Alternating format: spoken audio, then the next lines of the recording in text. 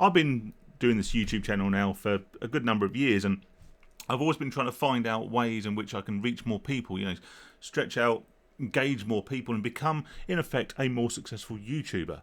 Now, I've been watching a lot of YouTube over the last few days, and I just realised I've been missing such a fundamental trick. It doesn't matter what I talk about, it doesn't matter what the content's like, or any referential points that I make, or indeed whether I've got any point at all. All I need to do to be a successful YouTuber is put some expensive liquor in the background and have some flashing lights behind me. That's all it seems to be. So here we are. Unnecessary flashing lights, boxes of liquor behind me. Way to go. 1 million subs before you know it. Now, joking aside, I was just having to clear out the sideboard. I do want to make a point, and it's not a particularly major one. All it is a definition of addiction that I heard in a video earlier today, and I think they may have had some flashing lights behind them as well. The definition of addiction, which I think sums up the experience of gambling addiction, the life of a gambling addict, better than any sort of description I'd heard before. But what I'm going to do, in a vague attempt to extend the runtime of this video so I can chuck some adverts on it and plug my Patreon, and there will be a link in the description, by the way, if you want to support me that way, is I'm going to just say hi, hope you're keeping safe, hope you're keeping sane. Thanks for clicking on the video. Thank you for supporting me in whichever way you choose to do that. But if you choose to do it through Patreon, then 2 thumbs up to you. Now, I won't extend this too long, but the definition that I heard, which I just thought was fantastic, was thus. Addiction is the progressive narrowing of things that bring you pleasure. And I will actually take that one step further. But first, let's just repeat that.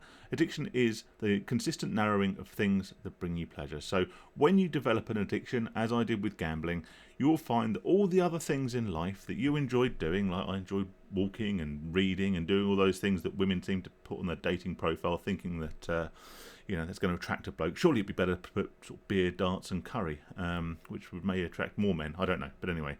And actually, just as a side note, because this is a video with no real context or point, that was actually the my list of interests. Beer, darts and curry were my list of interests that I put on my online dating profile, which then led me to meet my now wife. So yeah, maybe give honesty a go. Who knows? But yeah, it's a constant narrowing of things that bring you pleasure, and it's very true. All the things that you enjoyed doing once upon a time, even the trivial things, computer games, going out for a beer with your mates, watching football, watching whatever, watching films, doesn't matter. It doesn't have to be something worthy or, productive, but you'll find that all these extra things just start to give way and no longer bring you the pleasure they brought.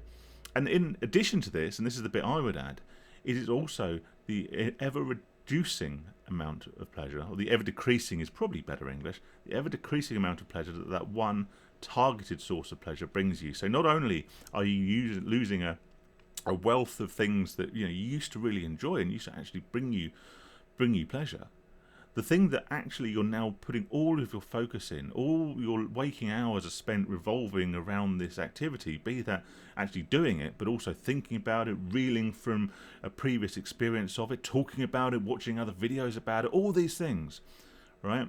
Now dominating more and more of your time. But when you are actually undertaking that activity, when you're gambling, when you're drinking, when you're doing recreational drugs, whatever it happens to be, whatever your vice, your addiction is, you are getting less and less pleasure from it. I mentioned previously in a previous video about the hedonistic threshold, which isn't the terminology. I should have looked it up before recording this video, but I didn't. I was too busy faffing about with fancy lights. So, suck it up. All right. But the fact of the matter is that when you get into recovery, quite the opposite occurs. Okay, it becomes the expansion of things that bring you pleasure. And actually, what also happens is you'll find that the less immediately pleasurable and the less immediately satisfying habits, hobbies, pastimes, sidelines, occupations, whatever you want to call it, right? The less satisfying ones, the walking, the reading, the doing those real basic low dopamine, low endorphin activities, they might be the last ones to come back. But when you get to that point, you'll find that your pleasure threshold, your dopamine and hedonistic threshold has been reset to such a point where you almost feel an overwhelming urge to then start partaking in the more instantly gratifying, the more instantly pleasurable activities. And this is when as I discussed recently, the blocks become ever more important, because you suddenly find that, gambling at a lower stake, gambling less frequently, just having a small bet now becomes a far more pleasurable experience than it ever was when you were in the deepest, darkest depths of the addiction. I'm sure a recovering alcoholic, having been in recovery, been sober, been dry for X amount of months or years or whatever, would get, an incredible amount more pleasure from a couple of pints of lager than they would have done in the worst of their addiction from a couple of bottles of vodka.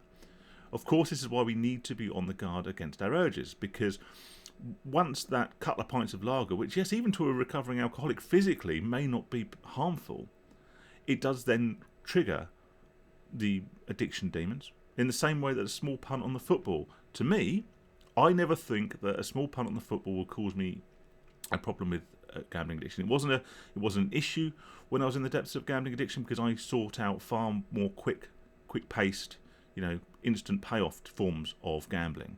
Okay, so I could gamble casually on the football, and it could not cause me any issues. I wouldn't chase my losses. I wouldn't spiral from that. But now, in recovery, if I was to place a small bet on the football, the pleasure I would get from that would be so much more significant in the scale of it, to me, that it is likely to then lead to me doing that more often, more frequently, and then with ever increasing bet sizes until all those other things that give me pleasure fall away. And even the one thing that I would end up focused on, that would become the epicenter of my life, will give, foregoing everything else, the pleasure would dip and dip and dip as my threshold gets higher and higher and higher. And then you need to start again, quit again, get into recovery again, slowly bringing that threshold down and rediscovering all the other great things that life has to offer once you get free of your core addiction. As you can tell, I didn't plan that video, but I hope there is some logic to it. Like I say, I'm just going to repeat the phrase again, because actually that was at the core of what I was saying. Addiction is the progressive reduction in things that bring you pleasure. I tell you, I always butcher these quotes, don't I? Go and look it up. I'm sure there's someone who talks about it in far more depth and far more coherently than I do, sitting there rambling on with me silly lights and me strawberry bottles behind me. Stay safe, stay sane, everyone. Like I say, if you do wish to support the channel, and this is just a bit of a silly bonus video, there's no real need for it other than I just thought that quote was cool. There will be a link to my Patreon in the description below, along with some links to sort of handy links and phone numbers and stuff for great organisations such as the Samaritans Gam Care. There's also links to the National Exclusion Scheme, Gam Stop, all those other great tools that you can use to help you out when you need that sort of bit of a kick up the arse to get into the first stages of recovery. And if that is you, then I'm wishing you all the best on your journey, and hopefully I can be part of that with you. Take it easy, guys. All the best.